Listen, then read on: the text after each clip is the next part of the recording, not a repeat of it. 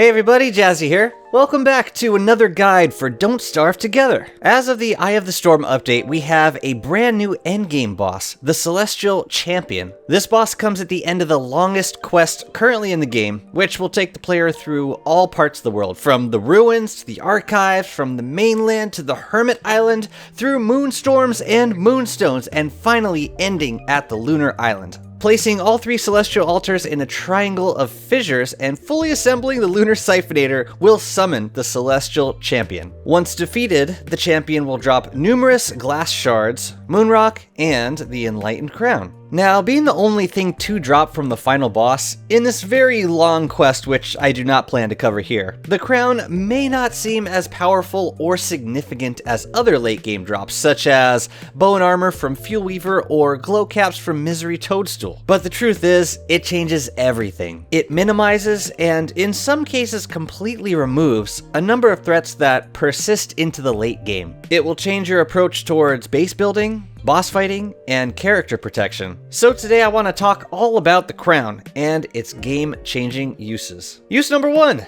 Sanity. While worn, the crown restores 10 sanity per minute. With the exception of the Bee Queen crown around a negative aura, the Enlightened Crown is now the most powerful head slot item for sanity. A full 50% stronger than the Tam O'Shanter. Even the drain from dusk, night, and the caves will only negate half of this gain. And speaking of nighttime, you will be able to wear it much more often than a Tam or other hat because of use number 2, Infinite Personal Light. Whenever your sanity is above 85%, the crown will emit light. And it's a decent radius. It's not quite the distance as the miner hat, but it does provide stronger light within that distance. This means you do not need to switch to a miner hat when your sanity is sufficiently high. The threat of Charlie is effectively removed, and you are not spamming as many star color staves to light up areas as you're building. It's this perk I find myself using the most, because it provides true infinite light to the player for the first time. No refilling or repairing needed, just wear it and receive the bonus. Did I mention you can color your light aura? The crown has 5 inventory slots for holding spores, and there are a few really nice combinations for producing different colors. Spores in the crown will not spoil over time, so you only have to catch them once.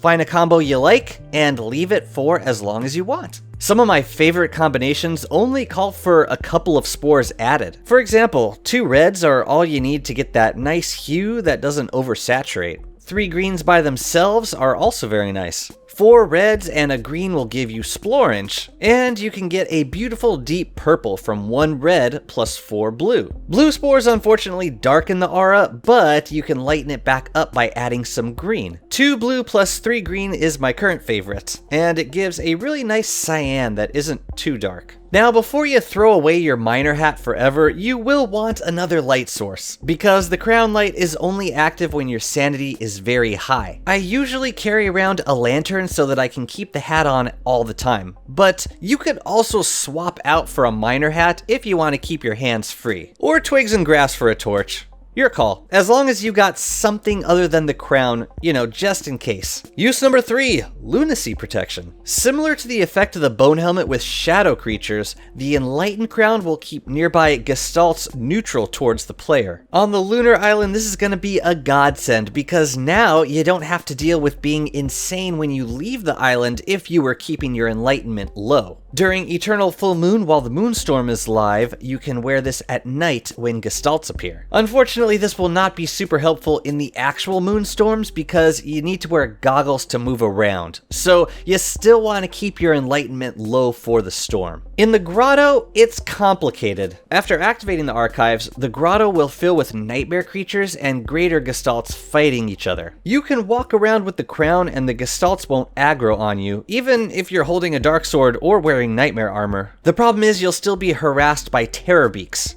If you're just passing through, then you can keep the crown on and just quickly traverse. But if you're spending time in the biome, either building or resource gathering, then the bone helm is still the best option because it neutralizes terror beaks. Use number 4, Weapon. While wearing the crown with sanity above 85%, hitting a mob will summon a Gestalt that will attack your target once for 42.5 damage. This will cost the player 1 sanity per summon. In short, it will boost your damage output during this time by around 85 per second. And I appreciate that this works as a flat damage, similar to Shadow Tentacles from a Thulecite club.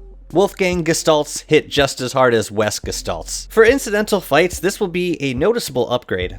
Assuming default damage, Hounds will fall after 2 Darksword hits, and Elemental Hounds and Spiders will die after 1. Hell, you could punch a bat once and they'll likely die to the Gestalt. Just keep in mind that the Gestalt has a slight delay before attacking, and if the mob is moving around a lot, then there's a chance that it'll actually miss. The major downside, of course, is that you can't wear head slot armor. But you also need to keep your sanity topped off in order to continue to benefit from this damage. The passive sanity from the crown helps, but it won't support continuous attacking on its own, especially if your target has a negative sanity aura, as most mobs do. Also, depending on your character's max sanity, you may not be able to attack as many times before needing to restore. As far as sanity options go, there's always cooked cactus, which is super easy to gather and bundle. There's also crockpot foods like potato puree and veggie stinger.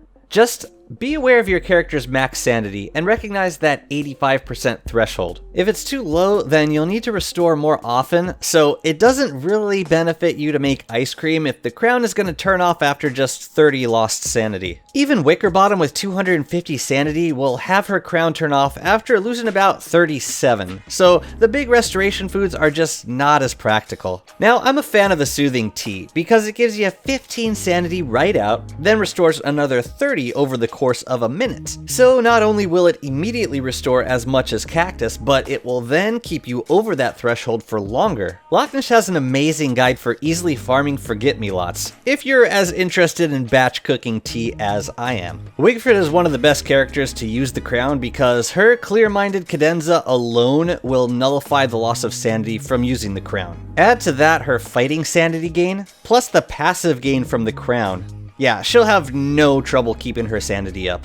Now for boss fights, the crown can be either amazing or terrible. The issue is generally keeping your sanity topped off for an extended fight, which makes the crown harder to use in fights such as Deerclops and Fuel Weaver. But if you're able to manage your sanity and don't mind the extra cost of restoration, then some of these fights can progress much faster with the crown equipped. The 2 boss fights that really stand out to me as benefiting from the crown are Toadstool and, ironically, the Celestial Champion. With Toadstool, the fight is so long that any boosted damage output is really going to help in reducing the length, which translates into savings on glass axes, weather panes, pan flutes, and weapons. Be sure to remove the spores from your hat because the spore clouds will still spoil them. And wear some good body armor like a Thulecite suit, because the crown is many things, but armor it is not. For the Celestial Champion, the crown is absolutely perfect. The Enlightenment aura from the boss will keep your sanity up. Plus, you'll be fighting on the lunar island near fissures, which also put out auras. Third phase of this boss has such a strong aura that you will never dip below 85%. In addition, you don't need to worry about Gestalts attacking you with full enlightenment because you're wearing the crown. Again, please wear body armor, ideally a Thulecite suit. I love the bone armor, but with the boss that attacks so rapidly, you're playing a dangerous game. I've made a guide on fighting this boss with an ornery B-flow, and I still think it's one of the safest options because you can wear a crown and don't need to sweat the armor, the weapons, or the speed. If you are interested in the individual boss strategies relating to the crown, I would highly recommend Cat Person's video, which covers every boss fight. You'll see what I mean by the hit or miss nature of this particular use. For some boss fights, the crown is not really worth all the management, which is fine because at this point in the game, you have likely killed most of these bosses. So anyways, the hat is great and all, but why would you ever fight the Celestial Champion more than once unless other players wanted a crown too? The answer leads us to the final best use of the crown: